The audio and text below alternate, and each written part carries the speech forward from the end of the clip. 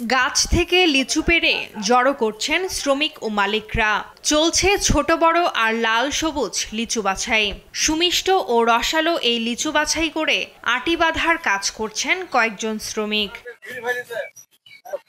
মেহেরপুর জেলার লিচু বাগানগুলোতে বাগান মালিক ও শ্রমিকদের এমনই ব্যস্ততা। বাগান মালিকরা বলছেন মৌসুমের প্রথম লিচু সংগ্রহ করে স্থানীয় বাজারে পাঠাতে হচ্ছে, এরপর তা যাচ্ছে ঢাকা, চট্টগ্রাম সহ বিভিন্ন জেলায়। গত কয়েক বছর ভালো ফলন না হলেও এবার জেলায় লিচুর ফলন ভালো হয়েছে। গাছে গাছে থোকায় থোকায় ঝুলছে রসালো স্বাদে ভরা লিচু।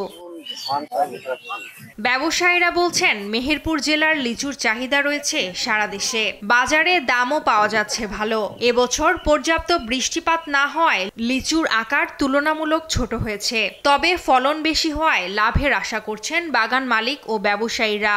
এটা যেখানে যাবে মনে করেন অন্য জায়গায় লিচু আর কেউ খেতে চায় না। সুন্দর এবং ব্যবসায়ীরাও লাভবান হয়েছে।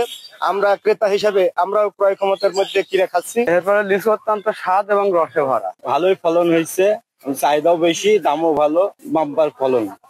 আমরা একটু লাভবান হব। বাংলাদেশ যেখানে যাবে সেখানেই মেহেরপুর জেলার লিচুর নাম করতে হবে, এত মিষ্টি।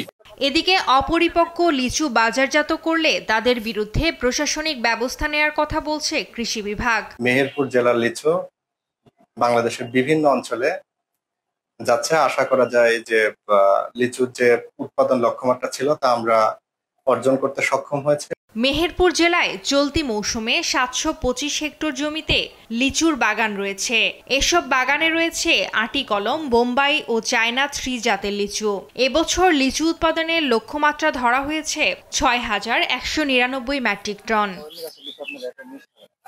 নিউজ ডেস্ক, দেশ টিভি।